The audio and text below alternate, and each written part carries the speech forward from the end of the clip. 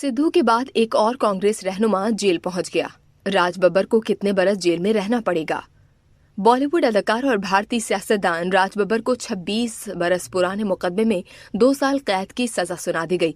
मुंबई की अदालत ने पुलिस एहलकार पर तशद्दुद के इल्जाम में राज बब्बर को सजा सुनाई। मुमताज अदाकार को जुर्माना भी अदा करना होगा। भारत के साबिक MP, MLA और कांग्रेस रहनुमा राज बब्बर को सरकारी फराइज में मदाखलत करने और जिस्मानी हमला करने में मुलव्विस करार दिया गया। राज बब्बर पर सरकारी अफसर को फराइज की अंजामदही के दौरान नुकसान पहुंचाने और दीगर 3 इल्जामात पर सजा सुनाई गई। अदाकार से सियासतदान बनने वाले राज बब्बर को कैद की सजा के साथ साथ 8,500 रुपए का जुर्माना भी अदा करना होगा। राज बब्बर को जिस वक्त अदालत ने सजा सुनाई उस वक्त वो मौजूद थे।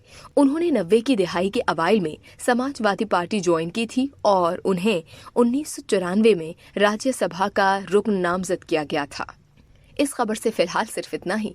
मज़ीद जानने के लिए सब्सक्राइब कीजिए डेली जंग YouTube चैनल और लाइक कीजिए हमारा Facebook पेज।